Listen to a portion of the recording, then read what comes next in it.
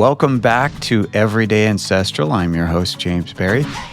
My next guest, he's a doozy. His name's Charles Mayfield. Charles is the founder of Farrow Skincare. Yes, a man who is the founder of a skincare company. Your skin is the largest organ you have, and it needs proper nutrition. And so how and where that nutrition comes from is the key to a healthier human and planet. So let's let Charles tell us why the swine is divine, but the lard is hard. Talk to me. You are focusing on lard at a time when really like natural skincare is kind of focusing on tallow. So what made you focus on lard versus tallow? Well, I guess we could call it swine intervention.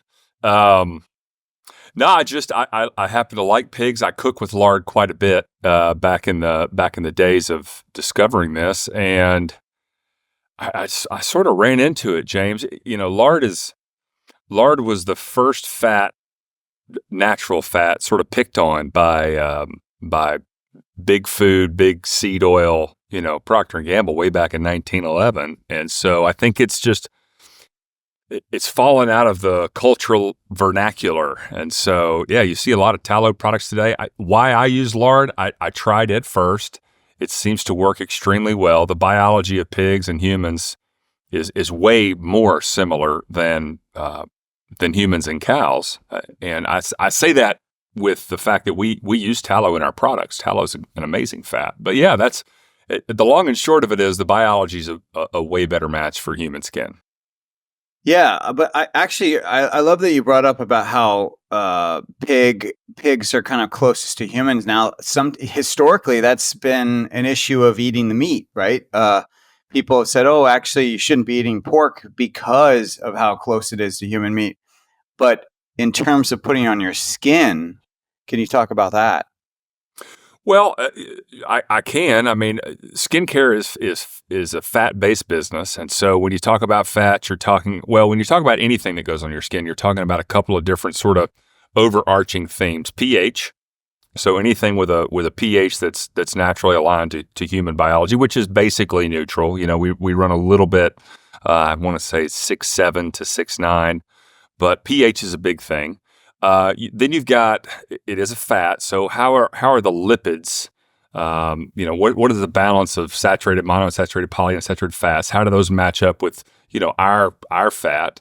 And then, the third piece is really the fat's the big part, but also, subcutaneous fat is a storage organ, and so what's stored in there? These are obviously with animal fat, you've got naturally occurring vitamins, minerals, and it just so happens that pigs metabolize those things the same way humans do.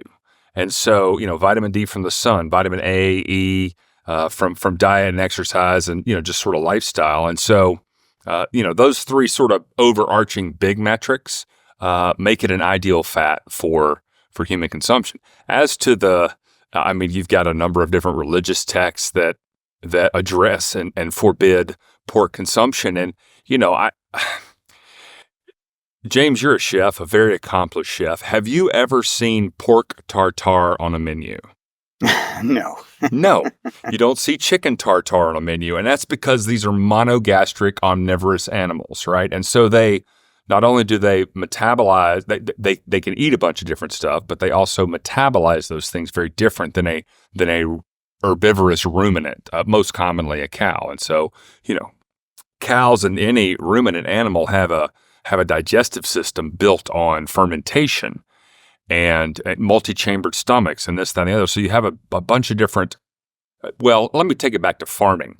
In a farming setting, the pathogenic load of a pig versus a chicken versus a cow, those are all very different. When I say that, I mean like bugs and viruses and bacteria and various things. And again, you can get trichinosis from undercooked pork if the pork was raised or out in the wild, if it was not raised in the proper manner. And so, rewind the clock 100,000 years, even 10,000 years, you're hunting, you're gathering, you kill a pig. Well, it was very common practice to eat the organs on site and haul the meat back to your village. And if you didn't cook that pork thoroughly, then there's a chance one or more people in your tribe would get sick. And, it doesn't take but a couple times that happening, you're going to start telling stories about how dirty this animal is and you shouldn't eat it and various things that of that nature. And so I have the utmost respect for people that, for religious reasons or whatever, choose not to eat pork. But man, when you raise a healthy, happy pig, their fat and meat are not only dietarily, but also from a skincare perspective for the fat. We don't put their meat on our skin. Not yet. Not yet. Well, but I'll tell you this, if you read a bunch of medieval texts, pork skin was a very, very common treatment for skin ailments. They would skin the pig and you take the skin, which, had this sort of subcutaneous fatty layer on it, and they would use that as sort of wound healing, bandaging. I'm trying to remember. It's Saint Anthony. Saint Anthony was a medieval traveling. They sainted him, and he's often portrayed with pictures of pigs. He wasn't a farmer, but most of his travels through what is now Europe today. He was there were a number of skin conditions in the 13, 14, 1500s, sort of medieval times, and he was very famous for treating skin conditions. And so he's often depicted with pigs in paintings and whatnot that you find on him. And I'm convinced it's because he was using parts of the pig to heal people's skin. Wow, that's really interesting. You do bring up a really good point, though. Like, you really never see chicken, turkey, pork raw. I mean, ever. I mean, but yet you'll see fish and beef raw. Correct. Again, different diets, different pathogenic loads, and so, yeah, I mean, you see, you don't eat a lot of shellfish raw. Again, if you look into the sort of the religious texts, a lot of bottom feeders, pigs were known as dirty animals, and because they would eat feces and various other things, and a lot of shellfish like eating mushrooms. Like, if you don't know what to eat, there's a chance you're going to poison yourself if you don't. Right. This oyster's good. That mollusk over there will kill you. And so, yeah, it's a matter of what viruses, bacteria, worms, various things. I mean, we all have these things. Every living creature on the planet is carrying some level of microscopic organisms and various pathogens and things like that. With pigs and chicken, any omnivore, you run a risk because of the way they've only got one stomach, and so and no fermentation involved, and so there's various different pathogens that have figured out how to coexist with that animal. And so proper cooking, eating raw is not a good idea. Yeah. But to your point, though, I mean, the fat, I mean, it has been used for a very long time. And in a sense, the leaf lard was the first Crisco. It was what Crisco was built off of, right? It was what Crisco was emulating was the use of leaf lard. I would say that the golden age of the skincare industry started in 1911. Why is that? Well, because if think about, okay, the 1% is talked about all the time, the wealthy, okay? It's a very, very small percentage of the world in 1910, okay? And in 1910, we made everything. We cooked everything with, lard, really. Tallow was made for soap. Tallow was used soap making, candle making, predominantly. I'm not saying people didn't cook with tallow, but if you walked in the general store in 1910, there's a 100% chance you walked out with a can of lard, maybe leaf lard or lard. But the point is that 99.9% of the people on the planet in 1910 cooked, and they cooked every single meal. And a lot of those people also hunted and gathered, and they were out there, securing their food. And so the males in the family were constantly in contact with visceral fat as they, eviscerated the carcass and carved it up and butchered it and prepared it for salting or curing or eating right then. And the women in the family were in the kitchen most of the time, and they were constantly covered in lard. And so skincare historically has been an industry exclusively reserved for the elite because they were the ones with enough wealth to remove themselves physically from the act of securing, cooking, and preparing food. And of course, fast forward to 1911, now lard starts moving out of popularity because Crisco is introduced. By the way, it's dyed white, it's bleached white so that it looks like lard. Yeah, right? Yeah. And then the nail in the coffin of lard, if we want to do this historically, the nail in the coffin, certainly here in the United States of America, I would say globally, was World War II, because you can't make nitroglycerin out of cottonseed oil. And so lard from 1940 to 1944 was rationed because they needed it for the war effort to make explosives. But that's okay, because here's this can of Crisco. So, lard was really the one. I mean, we lost all but 3, I believe, lard pig breeds following World War II because the demand for lard dropped so drastically because everyone basically habitually replaced their can of lard with a can of Crisco. And as these Crisco stands for crystallized cottonseed oil. It's a seed oil. It's a rather nasty product, but also it's almost unrecognizable by your skin. It's this super high in omega-6 fatty acids. There's all sorts of stuff that are not great, but also when it goes on your skin, it's not really feeding your skin. Your skin's this semi-permeable membrane. It's a two-way street, albeit most of the traffic goes inward. If you've ever rolled around in poison ivy, your skin's going to soak up that oil and make you itch.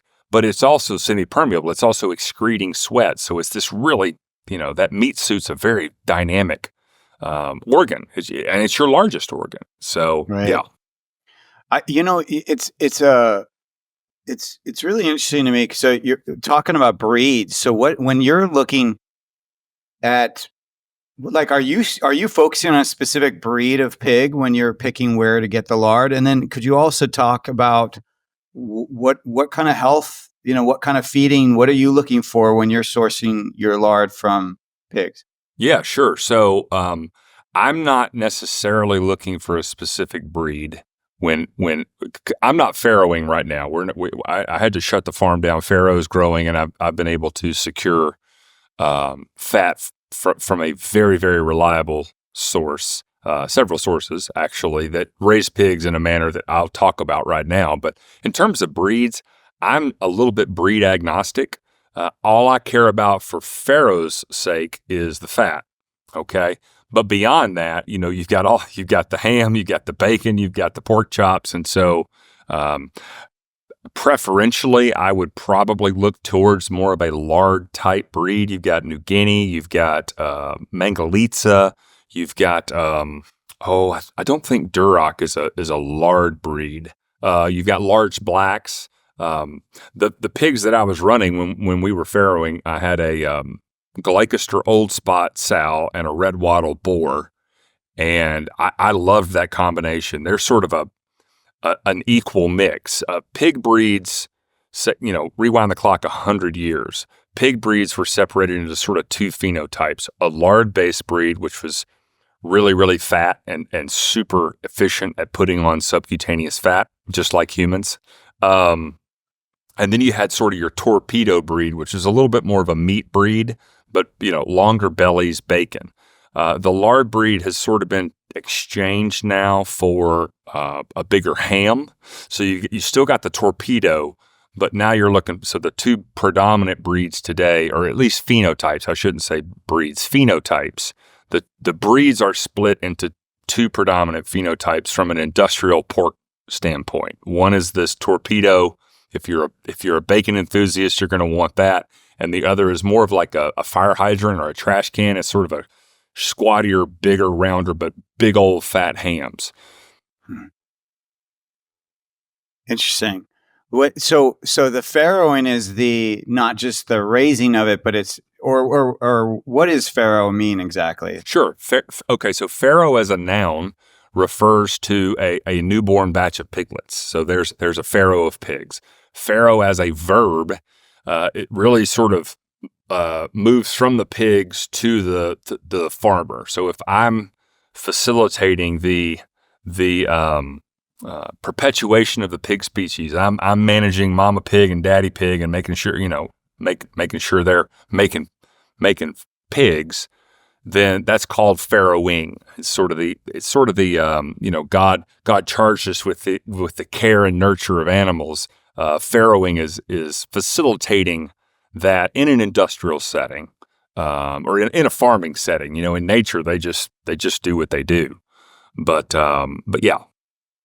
So are you regarding your product, Farrow Skincare, which we'll get into, are you actually specifically going to farms? How involved are you in the quality of how they're raising that pig, or are you just kind of I just pick the farms that meet my quality? Well, we have a trademark on Smart Lard. You have to raise. Well, you know what? Let's go back to a question you asked because I haven't finished answering it. So, how should a pig be raised? Here's my standard: outdoors, frequent movement. Outdoors, you'll hear pastured pork. You shouldn't have the pigs out in your pasture. They really like the wood glens and on the edges of a pasture, but they are destructive and they can dig holes. So keep them out of the pasture, so to speak. But yeah, they should get plenty of sunshine. I draw the line at a non-GMO, soy-free diet. So our pigs get a corn. It's a non-GMO corn. And they get a snow pea, which is sort of the protein replacement equivalent to soy. And and diet's important, James, but it's all we talk about. And I will tell you, you know this, how the pig is raised and the environment is way more important. So plenty of sunshine. Again, pigs metabolize vitamin D, which it shouldn't even be called a vitamin. It's a hormone. It's foundational to, again, pigs and humans, lots of biological symmetry, right? And so a pig needs plenty of sunshine, fresh air, fresh water, good food, and plenty of movement. Pigs will do all of that if you just give them the opportunity to do that. And so pastured, I would say no less movement on the land. So this is, animals in nature move. And so you don't want excessive excrement buildup. They pee and poo just like we do. And so I would say no more than a week on any one patch of land. I've learned almost everything I know about farming. I've learned through books and also practicing a lot of the methods that Joel Salatin teaches up at Polyface Farm. And his general rule of thumb is no more than a week on the same patch of land. It can be a really small, at the time, the biggest batch of pigs I ever had, and again, I was a micro farmer, was about 22. And I'd have those pigs on a quarter acre for a week. And then a new quarter acre and a new quarter acre. And you can usually circle back around, giving the land time to rest and also all that excrement, poop and pee to be absorbed by the bugs in the soil and the birds and everything. You usually want to give it at least an 8 to 10 week rest period. And so if you think about that, you can, on a 10-acre patch of land, you can run a whole lot of pigs, giving the land optimal rest and also making sure that you don't have an over buildup of their excrement. Okay. Now, what about this? This is going to sound like a bizarre question, but do you know, can pigs get sunburned like humans? Can pigs get what? Sunburned.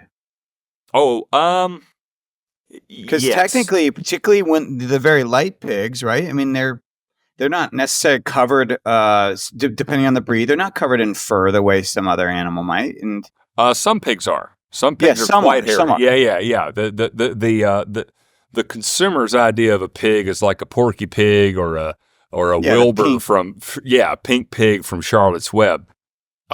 Having said that, a heritage breed pig of any variety is more often than not going to carry plenty of hair. Now, having said that, yes, they can sunburn, and this is one of the multitude of reasons why they will find a low spot where there's a little bit of water, and they'll wallow themselves. They'll cover themselves in mud. Again, it's so funny. This is one of the reasons why they're labeled a dirty animal, yet they're one of the cleanest animals on the landscape. Right. I've heard that. Yeah. So the wallowing in the mud serves three purposes. Okay. One, pest protection. So any flies and, mosquitoes and stuff like that, it sort of builds a protector. It's usually wet mud. And so it's a cooling effect through evaporative sort of cooling. So they cover themselves in mud and then they go lay somewhere. And as the mud dries, it sort of evaporatively cools them. Pigs aren't the most heat tolerant animal on the planet. And then the third thing it does is if they're, exposed to direct sun, it does help protect them from sunburn. And so those are the three primary reasons why they do it. Now, again, I said earlier, it's called pastured pork, but ideally, they're off on the edges, where there's shade, where there's trees. If you have to run a pig through a field, make sure you've got a shade structure. That's incredibly important for pigs. Now, I was recently given some tallow-based skincare by a rancher who swore that his constant use of it was actually protecting his skin from the sun, from getting sunburned. And he's on a horse all day, so he's talking from his direct experience. Do you find from your experience with not just Farrow, but I mean, just in general, working with, because I'm sure you experiment. Did you ever experiment with other fats? I mean, as you were developing the product, or did you just go straight to lard? Well, we went straight to lard, but then, this is a fun story. So I figured out lard is awesome. And then first thing I did, this is back in, I talk about this on the website, July 5th, 2019. I'll never forget the day. You can see this red on my shirt here, this red bee. I was that red. I came home barbecued. And so I just used lard. Well, it worked. It was amazing. Stories on the website if you want to go check it out. But more importantly, I went to the Google machine and I was like, DIY skin cream, right? And so here's this recipe. I think it was Katie the Wellness Mama. I saw a recipe and it was like coconut oil, water, beeswax as an emulsifier. And so I just did a 1-for-1 substitution of lard for the coconut oil. And I made James, it was the most luscious cream you've ever imagined until about 6 or 7 days later, it turned black, smelled like death, and went rancid. And so the water, I was just using lard at the time. And so it took me like a month to figure out, okay, it's the water that's causing this, right? Because we've all cooked bacon and you pour the drippings in a coffee cup and it sits on your kitchen counter for 2 months and you just spoon it out as you need it. And so it's sort of light bulb moment. I was like, I got to get the water out of there. Well, this, lard at room temperature is almost liquid. By contrast, tallow at room temperature is very, very solid, which right. Again is one of the reasons why it was not used as a predominant cooking oil 100 years ago, because it's solid. You got to measure things out. You got to scoop them out, and tallow is just not suitable for that. Anyway, and so in an effort to make a more viscous cream, something more akin to what you'd see if you walked in your local pharmacy, I brought in tallow in different ratios and leaf lard. And leaf lard is sort of the pig equivalent to tallow. And so started playing with ratios. But yeah, we use all three of those fats. At some point we'll start playing with other fats, I would imagine. I've heard bear fat's amazing, but bear fat, there's not a commercial bear industry. And so the supply side is probably not going to be as robust, if you will. But there's bad, good, better, best. Okay, here's this big spectrum, and it's very easy to talk about bad. Any petroleum derivative, I would say any certainly hot pressed or chemically pressed seed oil, that stuff's just terrible for you. And then you've got good. I would say in the good world, you've got fruit-based or plant-based fats, coconut oil, avocado oil, olive oil. I mean, God, we've been putting olive oil on our skin. Go read all the Egyptian texts, right? So that's your good fats. Better is going to be anything in the animal fat kingdom. I would say any monogastric omnivore or any ruminant. So, your deer, your elk, your bison, any of the fat from them is going to be in the better category. And candidly, I believe pigs offer us the best option when it comes to, again, human biology and pig biology and what our skin ultimately craves. And so good, bad, good, better, best. There's your spectrum. Now, something that is kind of a little bit of the white elephant in the room is you're a guy and you're in the skincare business. You know what I mean? Like how you could say in the larger industry, Estee Lauder, the really big industry, there's lots of men in that industry. But when you work the circles like we have and you go to these conferences and you see all these kind of natural skincare line, founders, it's all women. It's like, I don't know. I mean, I've rarely met a man who, and I'm not talking like a biohacking skincare. I'm talking specifically a natural animal-based skincare. The majority of them are women. So you stand out a little bit, but also I'd love to hear like, well, how did you get into this? Was it that sunburn or what? Because I know you used to be in the paleo field and doing cookbooks and helping people around that. So what got you into skincare specifically? Well, I'll tell you what I'm into. I'm into results, right? Paleo worked for me. Keto today, as I sit before you, I would say an carnivore. I mean, I've been 99% carnivore now for a couple of years. It works for me. I love paleo as a template. It worked. So step number one was I had this nasty sunburn that, again, I've you and I share a melanin content. You're probably a little bit more fair skinned than I am, but we've all got those just tragic memories. You can close your eyes and just remember. I can still remember the day my back peeled off because I played volleyball, on a beach with some friends for way too long and got barbecued. And so it worked. And I didn't peel, not to ruin the story on the website for your listeners, but when I never peeled, that was the light bulb moment, right? And then the real second phase, I would say, to heightening my conviction around this was when the stuff started going rancid, okay? And I'm trying to figure out, I mean, I'm not a chemist, I'm not an esthetician, I'm not a dermatologist. So I started reading labels of other skincare products, trying to find what can I put in here that's going to, keep it from, make it a viable product. I can't make this stuff and then 7 days later it smells like death. So I started reading these labels and, again, just like the food industry, it's like, I can't pronounce these things. How bad are they for their skin? I started doing some research. And, here at the time, I've got these two young kids. You haven't, we got to get our kids together at some point. I've met one of your daughters, but Scott's now almost 12. Adeline just turned 10. At the time, this is 4 years ago. And I'm looking at them and again, I'm like, these chemicals are just terrible for like what they allow on our skin. That was the research. And so it's like, I got to put a product together. And, there's the same charge behind paleo. I just love paleo. It worked for me. Julie and I wrote these cookbooks just to give people a tool to sort of move them in the direction of a healthier life. And so I looked around. I didn't do a ton of research. I mean, there weren't that many animal fat skincare brands at the time, but I was just like hyper focused on how can I turn this into something.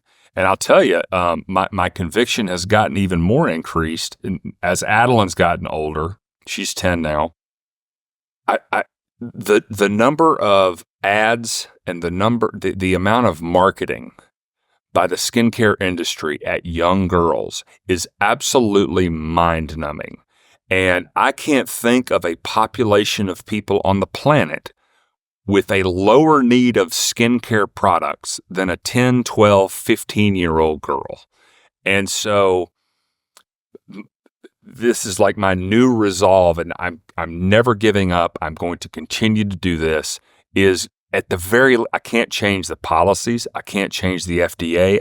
There's a lot of things I can't do, but what I can do is make a product that's clean, efficacious, and ultimately serves the consumer while showcasing regenerative agriculture and various other things.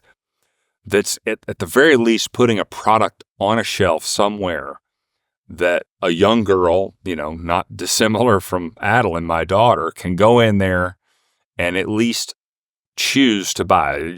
We still got to market it and all that fun stuff, but it just blows my mind, James.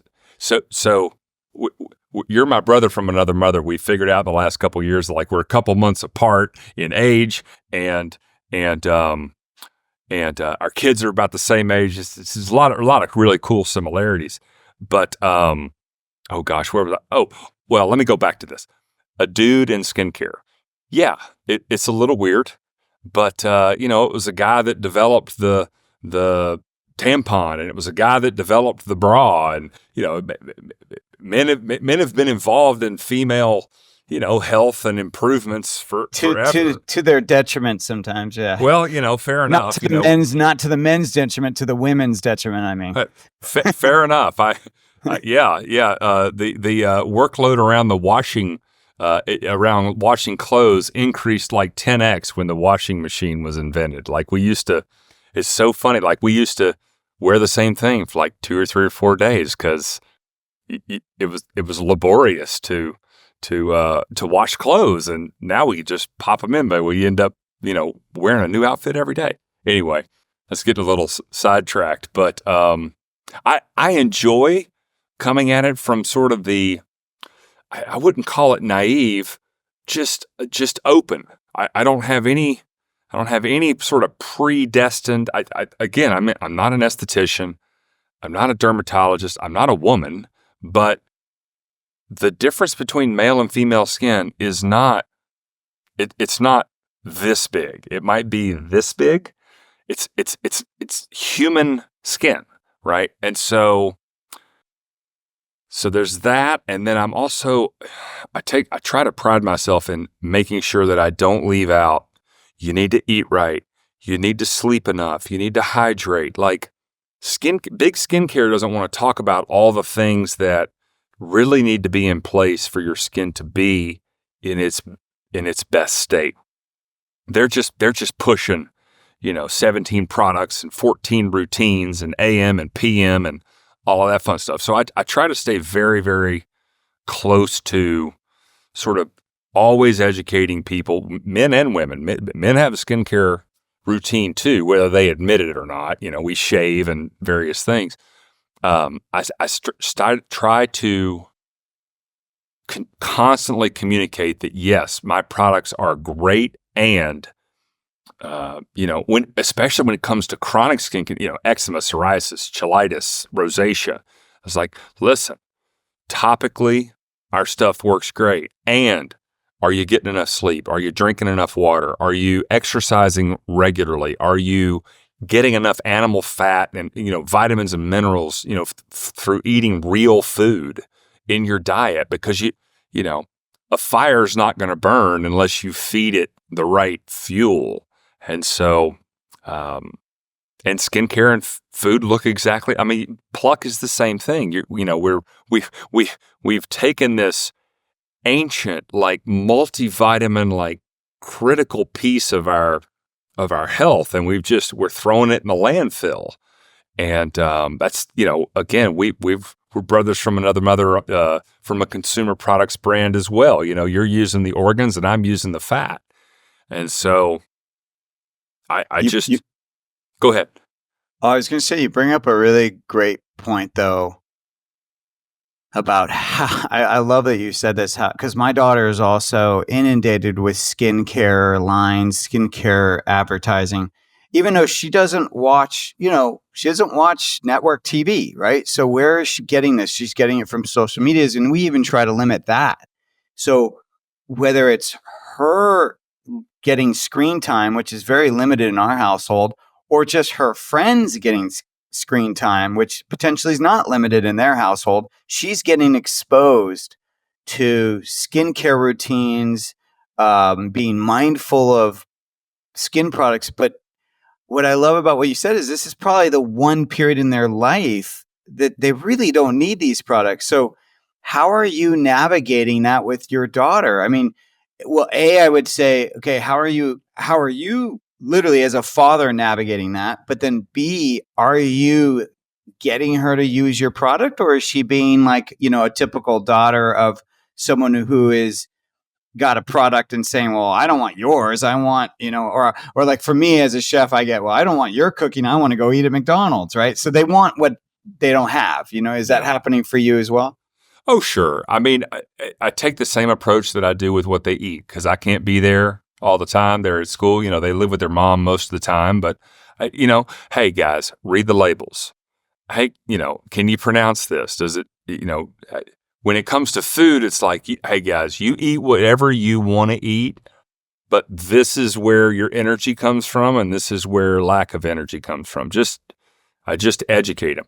On the skincare front, I don't push it on them. I do involve them. I mean, you've seen some of the stuff on our social media. I mean, Scott's our VP of fulfillment and Adeline's our VP of manufacturing. And when they're with me, I try to keep them involved in the company so that at the very least, they're sort of mindful of skincare. I tell you, we went and stayed with a buddy of mine in Atlanta. This is probably 2 months ago. I think they still have them, although they've fallen out of favor. Do you remember candied cigarettes? Oh, yeah, sure. Yeah. So the two largest mergers and acquisitions in the 90s were R.J. Reynolds buying, I think it was Kraft. Maybe it was the other way around. But two big tobaccos bought two big food companies, okay? And they brought their addiction scientists over to this is what we see in hyperpalatable foods now, right? Skincare is owned by the same. I mean, if you look at the market, you've got a consolidation of maybe 5 to 10 brands, ultimate holding companies that control maybe 80 to 90% of the products you see on the shelves, right? And so we stay at this buddy of mine's house. He has two daughters. One's 11, one's turning 13. And they were out of town. They were out of town with their mom. The timing worked out for us to just overnight there. Adeline had a swim meet. And in one girl's bathroom and then the other girl's bathroom, James, there was probably $3,000 worth of Sephora products. I mean, just mind-numbing, right? And I have since been into a Sephora a couple times. I've been into a Ulta just doing market research. It's a status thing, right? It's all this pair bonding. I mean, it's a lot of listen, they're very smart when it comes to marketing. They know exactly what they're doing. And just like candied cigarettes, from our youth, they are getting these girls addicted to a routine of you need this, you want this, and there's a status symbol, with all the pretty colors and the bags, and it's so what am I going to try to do? Right now we're with Farrow, we're just direct to consumer through our website, but I am in the process of figuring out how to develop some products that can ultimately, potentially, hopefully, sit on that Sephora shelf so that if my daughter does choose to go in there and take in this, this rite of passage girls, mean girls, preppy girl, whatever, all the cliquey groups, if they want to go in there, now she's at least got something she can take home that's not going to destroy her microbiome and, destroy her hormones and all the fun things. But you make some really good points. So yes, our skin is our largest organ, first of all, right? And then secondly, that with food, that's definitely the message of like, hey, understand what are the ingredients. If you're buying something that has ingredients, understand everything that's in that ingredient list. So we're definitely getting some conditioning around that. But I don't see that really happening very often in the skincare line. Now, I know there are definitely companies and products that are pushing a more natural product, but there's still, I mean, I don't know about you, but I mean, even in those natural products, I sometimes don't know what the ingredient is, right? Because it's got all these chemical and or scientific names. You just, it might be salt, but it's sodium dioxide, it's whatever. It's something that we're not familiar with as a title. And so how are we going to educate and kind of like help to change people to look at that? Well, by talking about it, by having this conversation, part of the real problem with skincare, James, is we don't fully understand that the skin is our second stomach and it does eat things. I mean, if you look at the chemicals, for example, the FDA prohibits 11 chemicals in skincare in the United States of America, 11. And you think, okay, well, that's great. There's 11 chemicals that they don't let in. By contrast, the European Union's list of prohibited and controlled substances is 1,300. 1,300 to 11. 100. Yeah. Wow. Yeah. So balance those out, right? You can't. Okay. And so part of it is that part of the problem with skincare, industrial skincare in the U.S. is I mentioned earlier, it's a fat-based industry. And typically they're not using fats that align with our biology. They're using a petroleum derivative. They're using even these seed oils. I mean, our skin has evolved over thousands of years, and 90% of the stuff we put on our skin today, if again, you walk into your local pharmacy and get a moisturizer or a sunblock, 99% of those products, there's nothing other than maybe water in that product that our biology even recognizes because it didn't exist. Certainly not in a natural state. And so you've got sort of 2 or 3 pillars that you've got to seek out and utilize safer, more efficacious ingredients. You've got the fat. I'm talking about like in an emulsified cream. You got the fat. Okay, are we using animal fat, or are we going to use plant-based fats, or are we going to use petroleum derivatives? Bad, good, better, best. Then you've got the emulsifiers, and there are good, better, best. Bad, good, better, best emulsifiers. So can we find the thing that's going to help the water and the fat come together? Okay, now let me just say this for your listener. We don't use any of those compounds in our current products. Okay, so everything we use, there's no chemicals, there's no preservatives, there's none of that. It's full fat, lard, leaf lard, tallow, a little bit of honey, and then in our scented products, essential oils. However, I do recognize that the battle is being waged on the retail shelves. The battle's being waged in a Sephora. And so you've got the fat, bad, good, better, best. You've got the emulsifier, bad, good, better, best. And then you've got a preservative, and there's bad, good, better, best. And I would say there's bad, worse, really bad, and then okay, right? It's almost impossible to make an emulsified product that doesn't in some fashion disrupt your microbiome. Okay, so again, back to these bugs and parasites and various things. Our skin, our gut, every stitch, every square inch of the human body, inside and out, is coexisting with a number of microorganisms. Right, our microbiome, and these bugs we know less about than we do space, but they're there for a reason. A lot of them are hormone signaling. A lot of them, especially in the gut, are critical to proper digestion and satiety and hunger, hormones. And so It's the same with food. Like all these preservatives in food are doing the same thing that all these preservatives in our skincare are doing. They're disrupting this microbiome, this natural environment. And so we need to find products, we need to find ingredients that are less troublesome to human biology. Yeah, absolutely.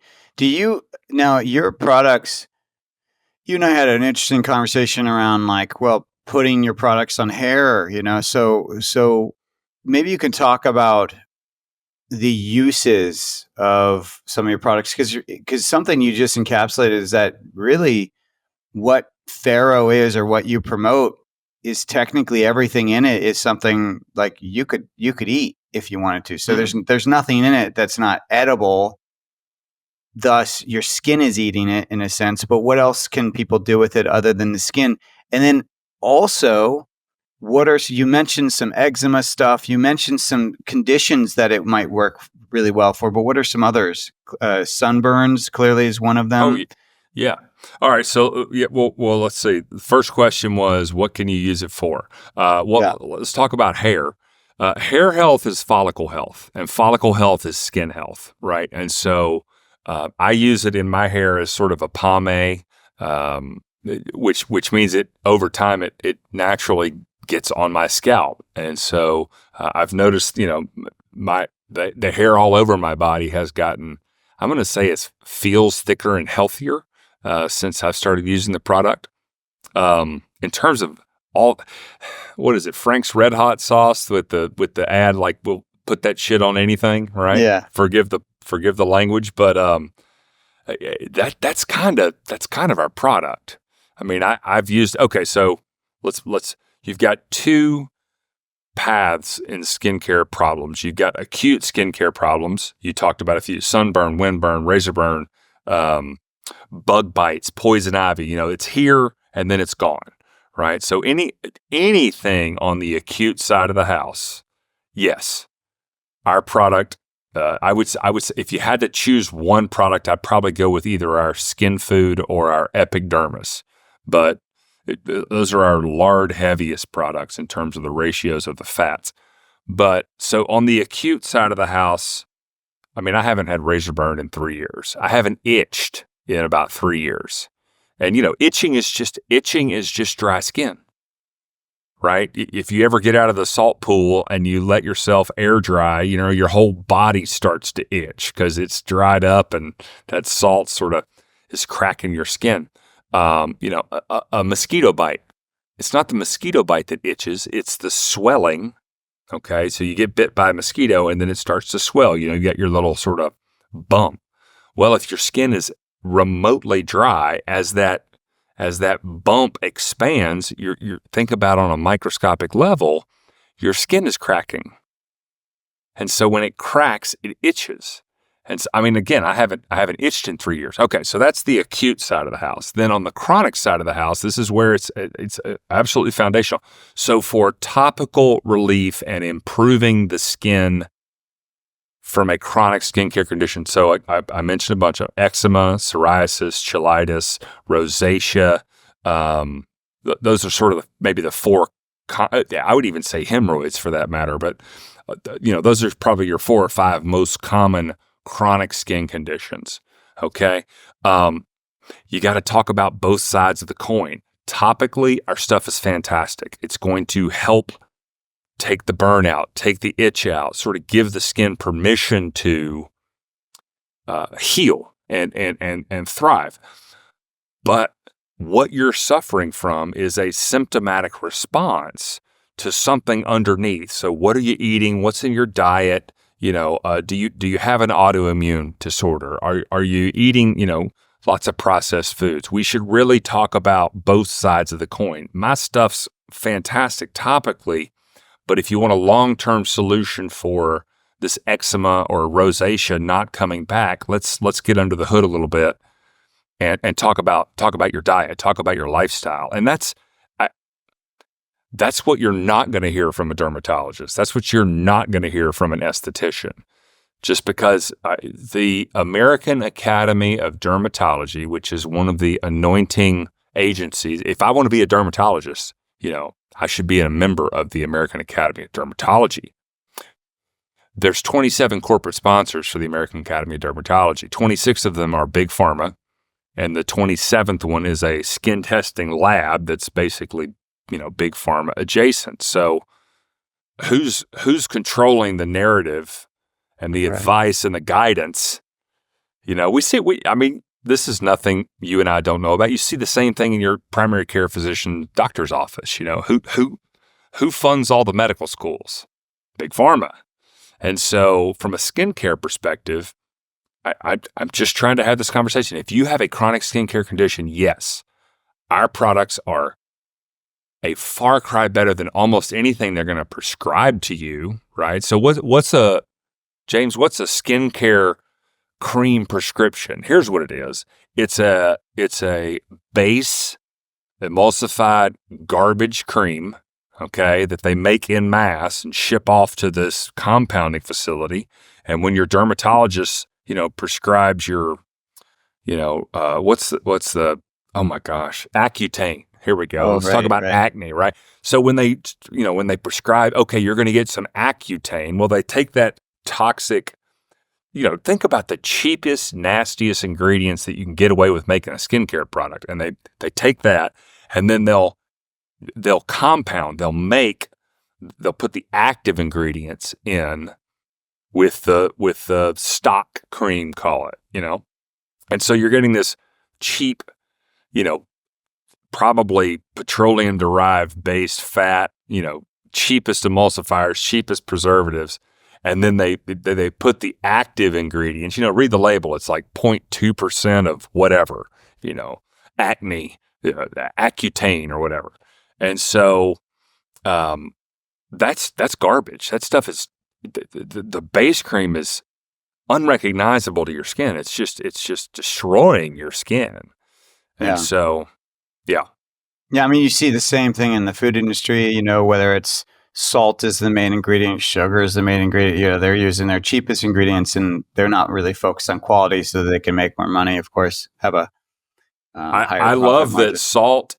Let's see. I got to tell you, I think the zesty garlic's still my favorite, although your spicy mild is pretty money. But I love that salt's like the 4th, 5th, or 6th. I forget. You could say that. But I love that salt's fantastic, but it shouldn't be at the top of the list for a spice blend, right? It should be down underneath. And so, skincare is no different. The base, the core should be an animal fat, I would argue.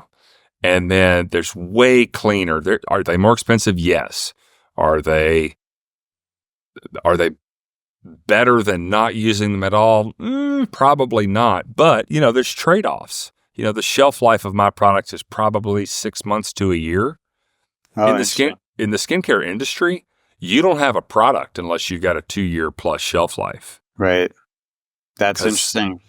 Yeah, so that right there might be because we were talking about, well, how do we educate people on this? How do we change the message? And maybe that is one of the messages, is that, hey, look for skincare that has an expiration, that's 6 months or less, because that tells you it's actually, perishable ingredients. Maybe that's a start. Well, you'll find them. You mentioned earlier, there's some great brands in the space.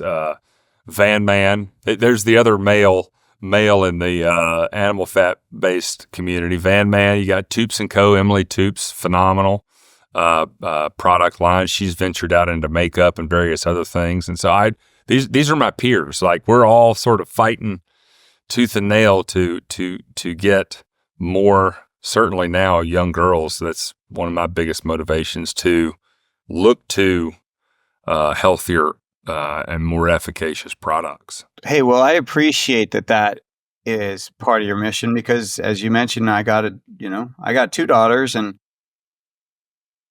they're susceptible to this marketing blitz, around skincare as well.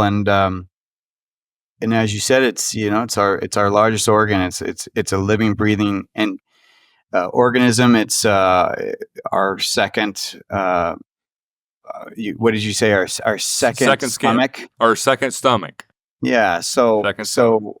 This is important. And as parents, we're always looking to support our children's health so they can thrive, and we want them to be happy, right? Those are the main two things we want of our kids. And so I appreciate what you're doing to support their self-care and their health. Where can people find you?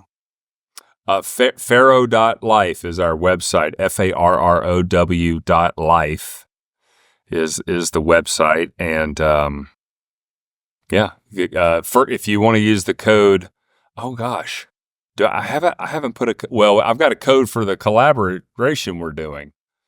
Do we break that out here? I guess. Why not? There's a code. If it's your first time to us, you can just enter the code FIRST ORDER, FIRSTORDER, and that'll save you 15% off our products. And then we've got some cool stuff that you and I are doing. By the way, my kids are absolute unabashed fans of Pluck. Like, I love it, man. So you're doing for food what I'm trying to do for skincare. Like, they can't get enough of it. Like, because it's just packed with nutrition. And that, if you're going to feed your skin, like, the product should be packed with nutrition. And so I love that our paths have crossed, our brands have crossed. And it's a real honor to be here, James. You are an absolute blessing and addition to my life, and so thank you for having me on. Oh man, absolutely. It's very mutual, and I want to share too that I use your products, and very much. I'm still kind of like new to using products, but I've been using your product and have definitely noticed my skin is looking healthy. Don't have bumps, don't have acne, not that I did much before, but either way, I'm a big proponent of what you eat is going to support your skin health, but clearly what you put on it as well. So thank you for making such a quality product. Everyone check Charles's product out, farrowlife.com.